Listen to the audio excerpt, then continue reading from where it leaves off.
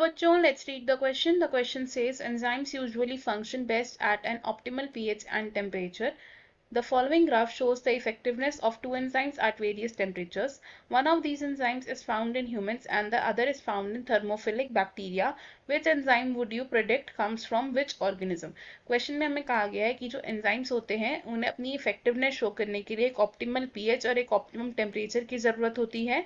हमारे पास एक graph given है। इस ग्राफ में हमें शो किया गया है the effectiveness of two enzymes.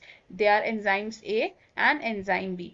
हमसे क्वेश्चन में पूछा गया है कि इन दोनों एंजाइम्स में से एक एंजाइम ह्यूमंस में पाया जाता है और जो दूसरा एंजाइम है वो थर्मोफिलिक बैक्टीरिया में पाया जाता है। हमें बताना है कि एंजाइम ए और एंजाइम बी का सोर्स क्या है, यानी कि ये एंजाइम्स किन ऑर्गेनिजम्स में प्रेजेंट हो सकते हैं। सो इन दिस क्वेश्चन हमारा की कॉन्सेप्ट क्या होगा? The key concept over here is enzymes. Enzymes क्या होते हैं? एंजाइम्स होते हैं वो प्रोटीनेशियस स्ट्रक्चर्स जो एक रिएक्शन के रेट को इंक्रीज करते हैं, यानी कि हम क्या लिख सकते हैं? They increase the rate of reaction. और एक रिएक्शन का रेट एंजाइम्स कैसे इंक्रीज करते हैं? Bye lowering activation energy.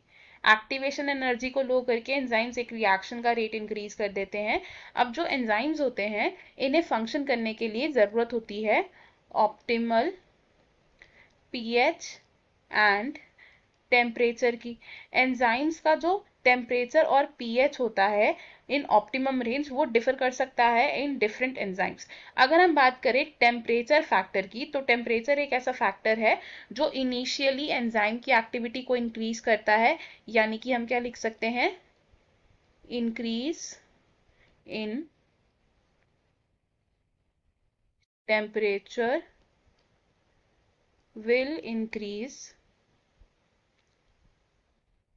activity of an enzyme, लेकिन ये इंक्रीज करता है only up to a point, only up to a point, क्योंकि बियॉन्ड दैट पॉइंट क्या होगा?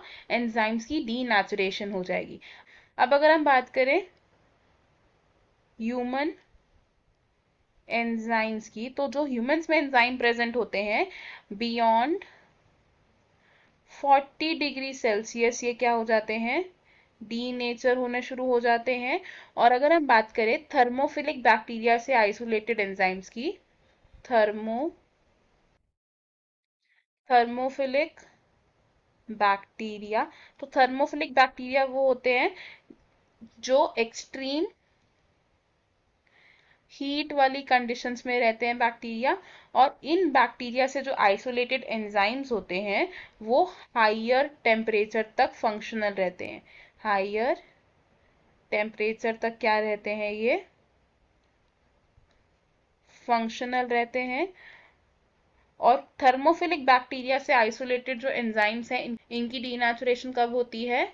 Beyond 80 degree Celsius. तो हमारे पास जो ग्राफ्स थे, इन ग्राफ्स में से हम क्या ऑब्जर्व कर पा रहे हैं कि जो एंजाइम ए है हमारा वो 40 डिग्री सेल्सियस के बाद अपनी इफेक्टिवनेस को लो शो करना शुरू हो चुका है। एंड जो हमारा एंजाइम बी है ये आफ्टर 80 डिग्री सेल्सियस लो इफेक्टिवनेस शो करना शुरू हो चुका है। तो हम क्या बोल सकते हैं कि enzyme A is found in humans and enzyme B is found in thermophilic bacteria. तो हमें हमारे क्वेश्चन का आंसर मिल गया। I hope you understood it. All the best. Thank you.